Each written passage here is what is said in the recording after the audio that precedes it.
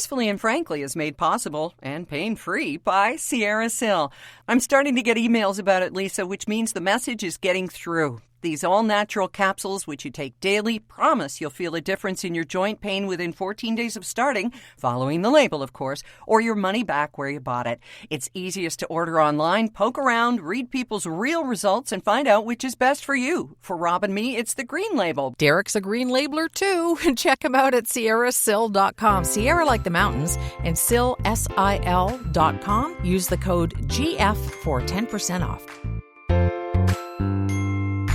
Episode 72. Welcome. I'm Erin Davis. I'm Lisa Brandt, and we're going to talk about invisibility, although it has nothing to do with Harry Potter. Ooh. It's got to do with becoming a woman who is of a certain age. That's right. Not Harry Potter, Harry Chins. Okay. Yeah, and tipping. What it takes to get attention in a restaurant or bar when you become a certain age. It's a real thing. Also a real thing, that boycott that's going on. Yeah, the Loblaws boycott of May is getting some results and certainly getting people to sit up and pay attention to how grocery prices are. I think my local Metro dropped their prices because of the Loblaws boycott. Not a bad thing. Ooh, interesting. Yeah, well, if it helps consumers to not pay over $9 for a pound of butter, I'm totally down with that. Yeah. Also, we're going to look into dopamine dressing. Not what you think it is. It's making yourself feel better with clothes that you love or that just add that extra oomph to your spirit for the day. Oh, and the dangers of thrift recycling. When the stuff you gave away comes right back to you. We'll tell a story about that. Kind of like Christmas regifting, but in a different way. Here's something you're never going to give away. Oh, your Envy pillow. You know, there's a ton of science behind the benefits of zinc and copper for your skin, and Envy pillow puts them together in the Envy Proactive Aging Ergonomic Pillow. That's just one of the many pillow designs with the patented Envy V in them. So zinc helps the outer layer of skin become more resilient. It speeds up wound healing, it reduces skin inflammation, works on acne, and then copper boosts collagen and elastin and will kill 99.9% of germs on your skin within 4 hours. And so you put this pillow into the Envy Pure Mulberry Silk pillowcase, and it's a bed partner you've never had before. Now you got my attention. Find the perfect pillow for you at Envy, E-N-V-Y, pillow.com. Use the code GF and get 10% off.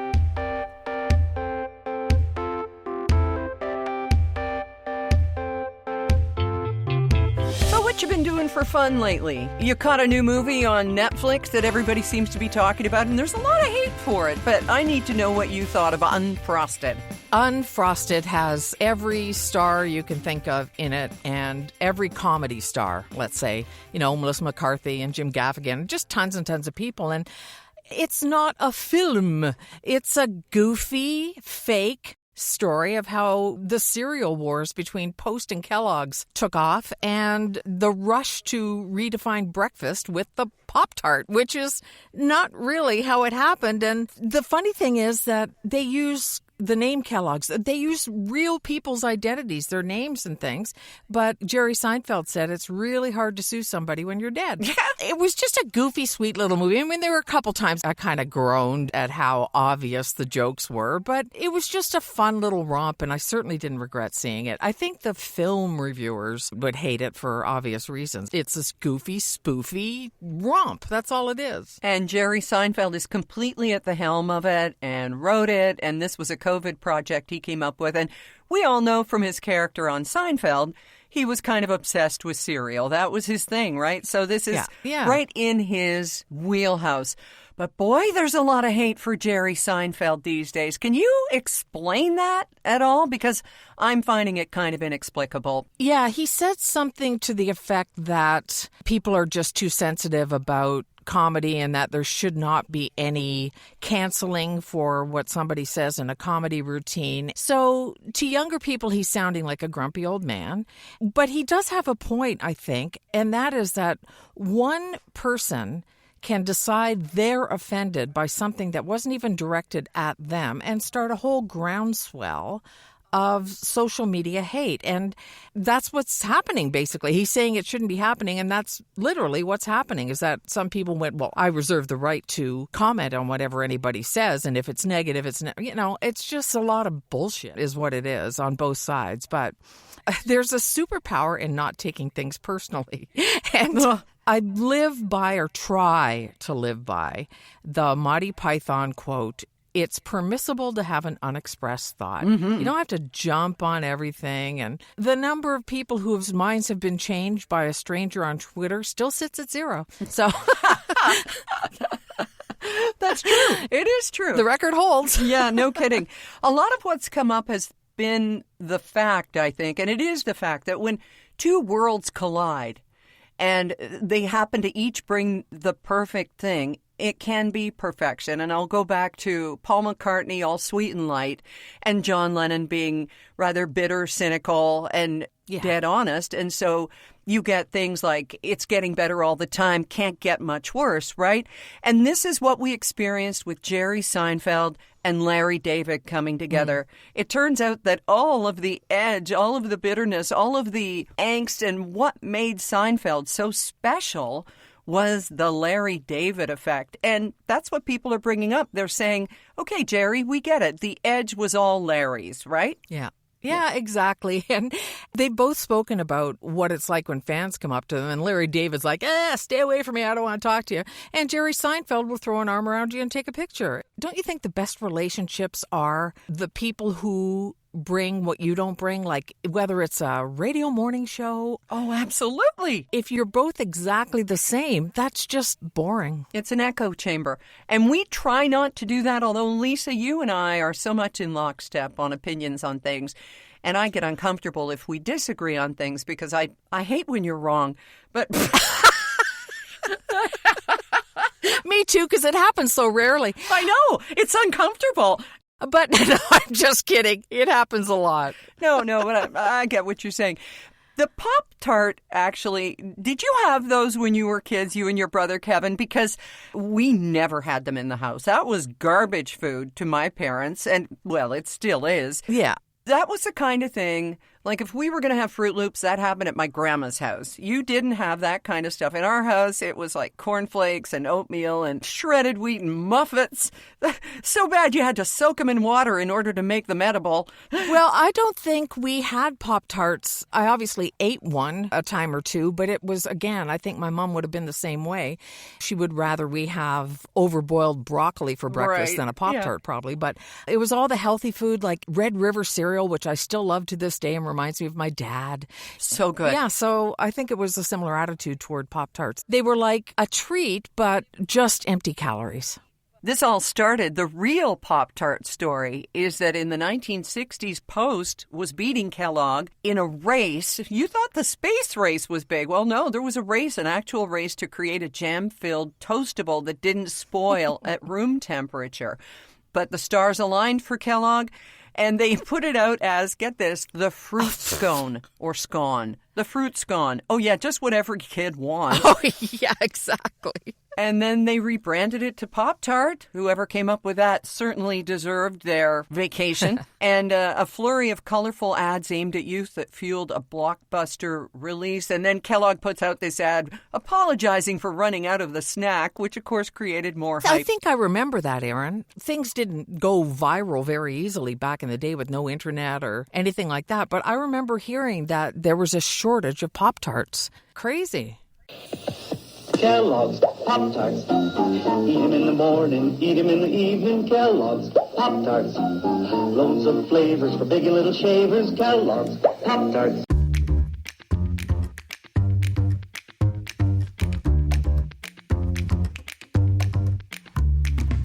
We came across a story the other day about big Loblaws boycott in about 1967 or 68.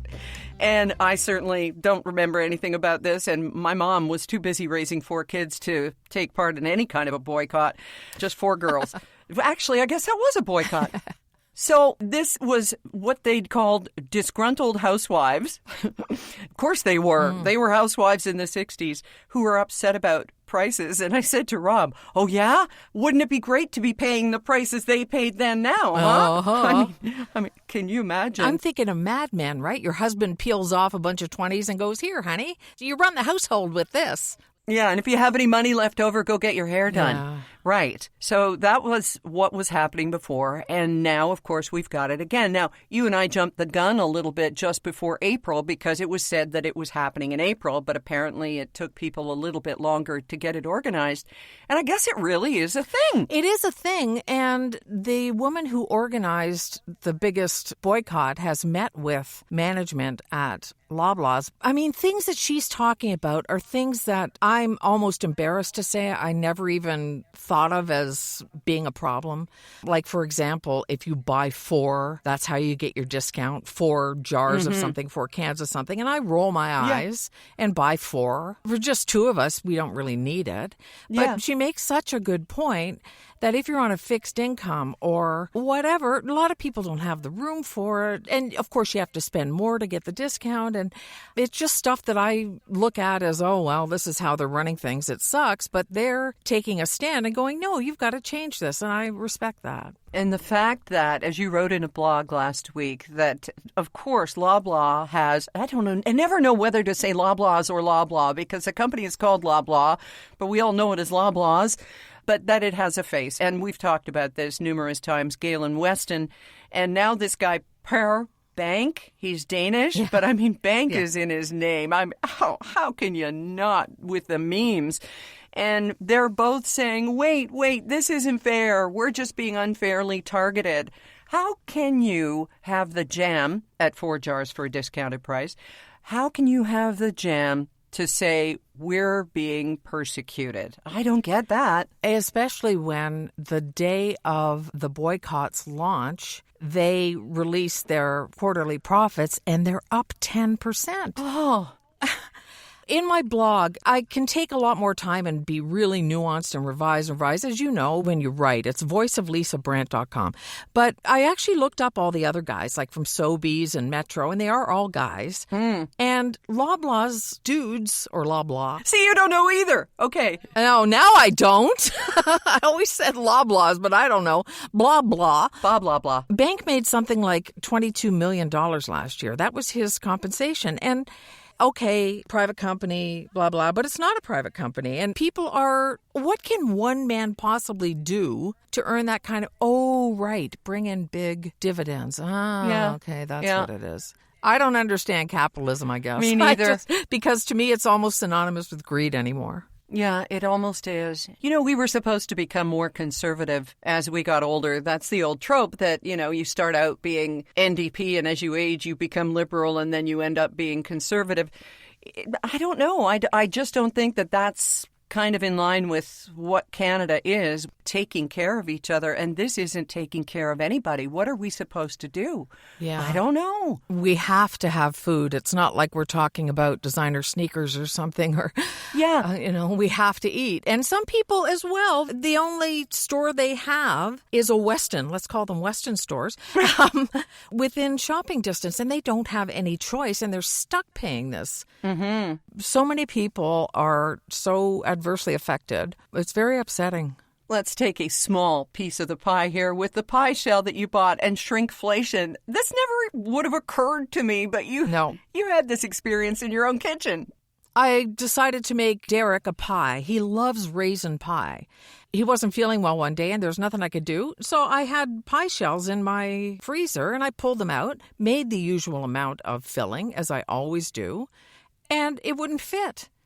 And then I looked at forgive me, I don't recall the numbers off the top of my head, but I looked at the front and it's not the regular size. It's smaller, but they were charging the same amount. Usually with jam or whatever else, you can tell that the jar's a little smaller. Mm-hmm. You can do an immediate comparison or whatever. I didn't notice at all. So I have this pie filling left over and a smaller pie, literally. That's insane. and something nobody would ever think to check. No, they do it with cheese, and they do it with a whole bunch of other things. That the cheese bricks used to be 500 grams. Now they're 400, same price. But a pie shell? Like, that's rejigging an awful lot of stuff. Getting different aluminum pans. Like, it's an awful lot of effort. I don't know. I guess yacht payments are due. I don't know what the deal is. But kind of sounds like it. And then we have all of our Pyrex glass pie plates so that it can look like we made it. And now we're going to be outed. Thanks, blah, blah, blah. Read Lisa's blah, blah blog at voiceoflisabrett.com, as she mentioned. Well, our friend and fellow broadcaster, Kathy Buckworth, who's been very kind to us. She had a show on Zoomer Radio in Toronto, and she's had us both on. And, of course, hosts the Green Bench podcast for Schlegel Villages, which I had hosted and suggested that Kathy take over. And she's doing wonderfully there.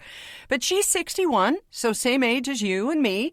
Yep. And she put something on Threads the other day, and boy, did it blow up. It was well over 600 responses by the time we got to it. It was a post where she said, I'll quote it, "Just here to say that 100% as a 61-year-old woman, I get ignored all the time at bars and restaurants. And here's the thing. We have money, we order, and we tip well.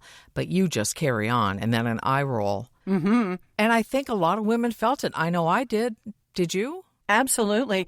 See, I don't go out that often, so I don't find myself in that situation. And I haven't been, I don't know, kind of ignored. But you have expressed this before as well. And you think it has to do with perhaps going gray? I don't know. And Kathy is a vibrant, vivacious 61-year-old blonde who probably looks 51. Yep. And I don't get it. I don't get it in her case. She travels a lot, so she's experienced this a lot. Yeah. And almost everyone was in agreement with her. Yeah. The one woman who wasn't had day drinking in her name. And I thought, she said her answer was something like, well, it wasn't only one, but she's like, what are you doing to make yourself interesting? Well, I can't think of many more interesting women than Kathy. She's got 6 books. We don't have to walk into a room and suddenly we're interesting. We don't have to audition to get served. Right.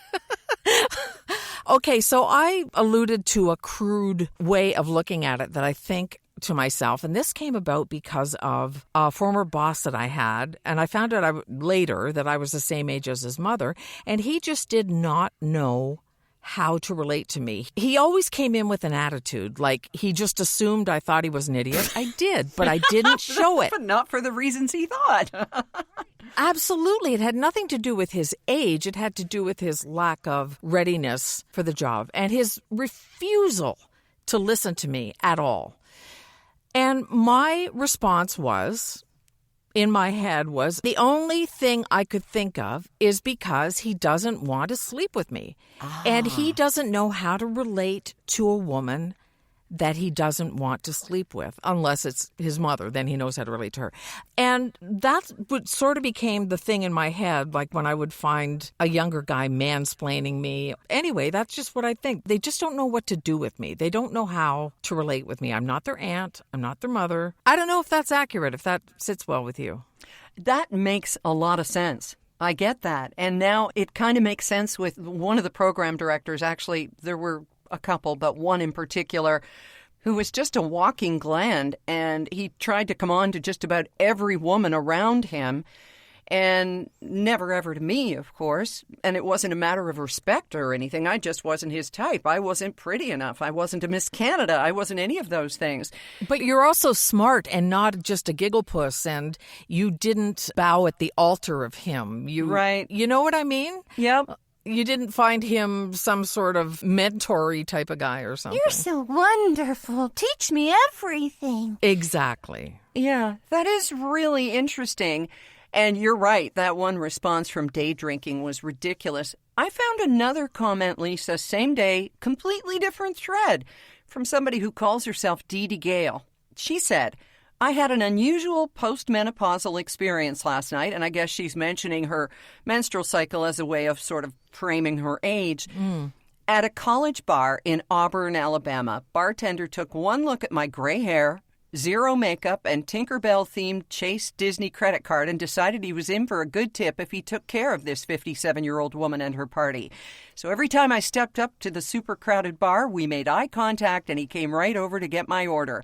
Get this, he got a 50% tip. Wow. Okay, 50% tip. I've never wanted to drink that badly. I did. But here's the thing. That should not be the exception. That should be the rule.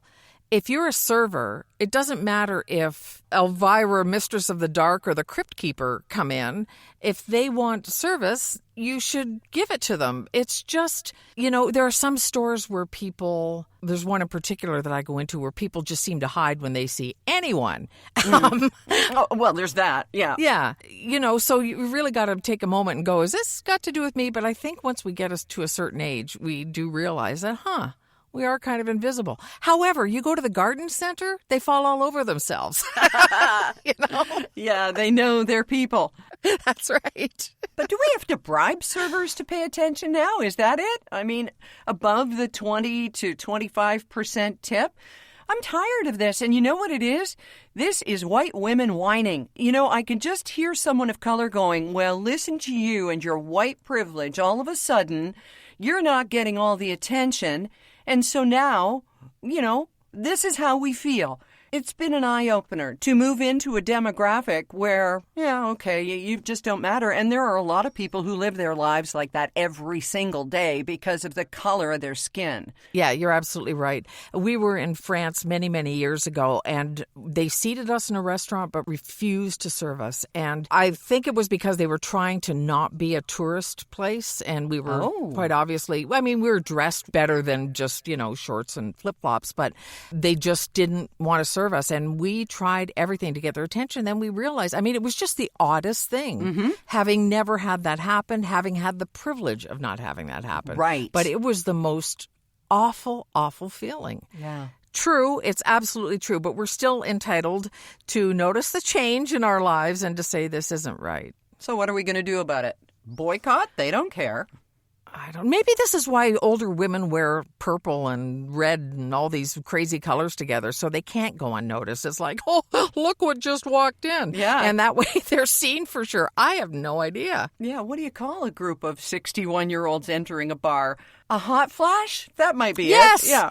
Oh, okay. A hot flash of women. There we go. We got it all figured out.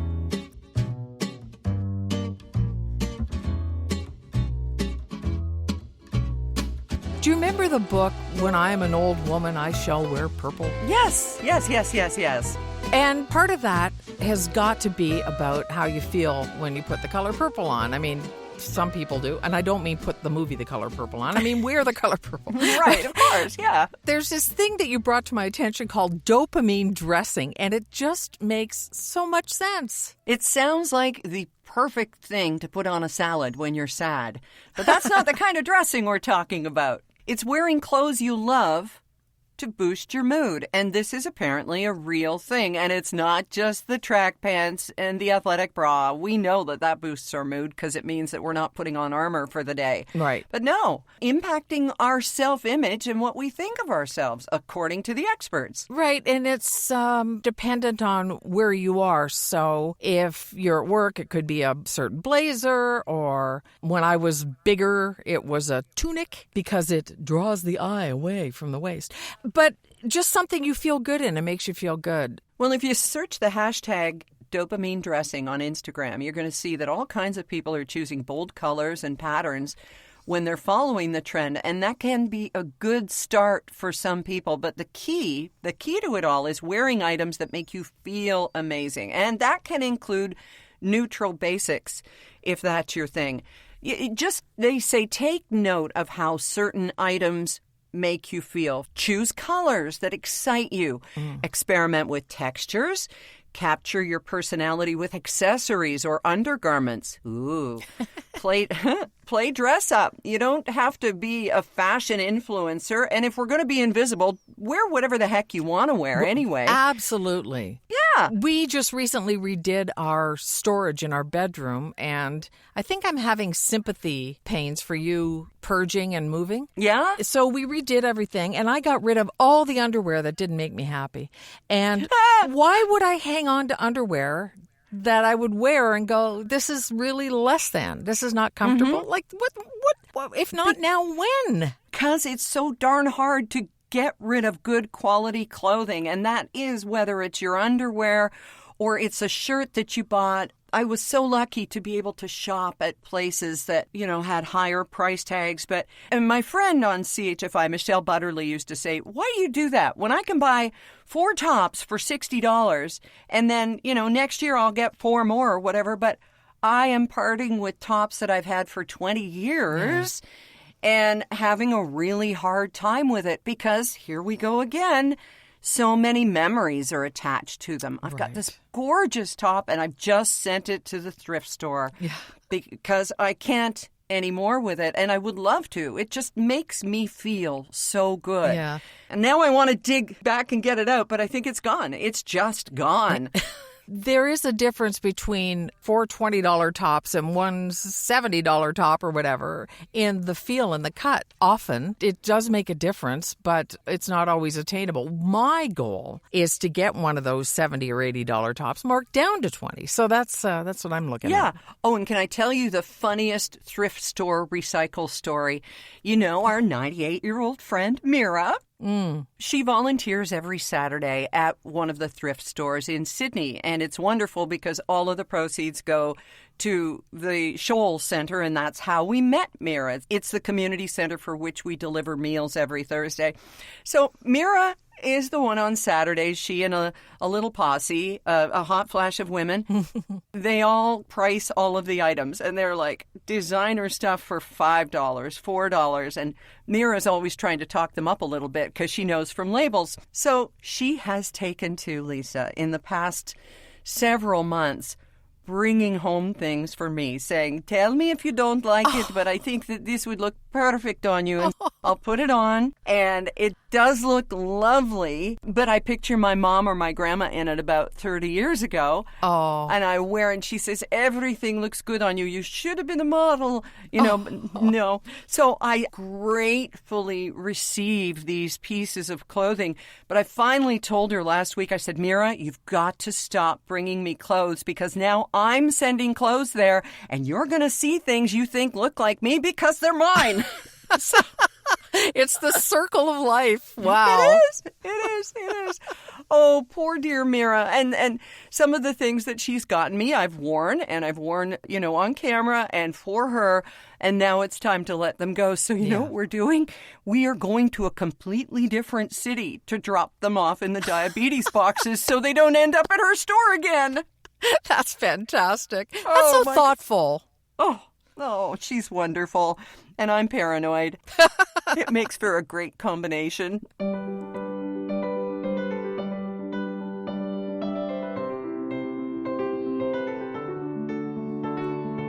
Well, with absolutely no topics recycled, we have come to the end of episode 72. Oh, and I do love that you're purging on my behalf and feeling the pain and stuff. We'll get through this. Now we just wait until it lists and then get set to head out anytime someone wants to see the house and pray that it's a good day so they can see the entire view. Right. Can't worry about the weather, though, Lisa. That is one of the absolute things we can't control, right? Well, I think about it, and I wish you best success. I hope it goes really fast. I think it will. It's a singular view that you have there, and it's a gorgeous house. Because of the sympathy purge, I have so far 2 banker's boxes of papers that are going to be shredded. Oh. Yeah, a lot of my mom's stuff. Just time to let go of things, right? It is. That's what I've been doing is taking photographs out of the frames and donating the frames. Yep. Keeping the photos. I'm not going to display any of these photos anymore. Getting rid of trinkets from Lauren's childhood, our daughter, and her stuffies and that sort of thing. It's just, it's time. It's time.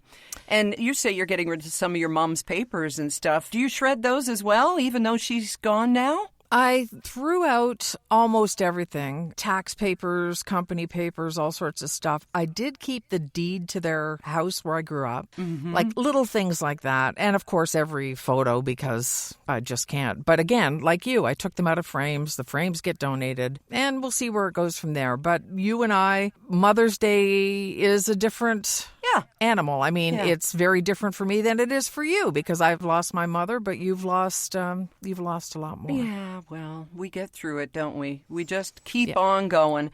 And for you, if you are thinking of your mom, whether she's with you or not, we are thinking of you too this Mother's Day. And always, thank you for being in touch on our Facebook page, Gracefully and Frankly, and of course, via email. Yes, it's gracefully@gmail.com, and one of us will definitely get back to you if you send us a note. Sometimes both of us, because we don't pay attention. We try. We do. Have a great one, good weekend, and we'll talk to you again next week, Miss Lisa. You betcha, Ms. Erin.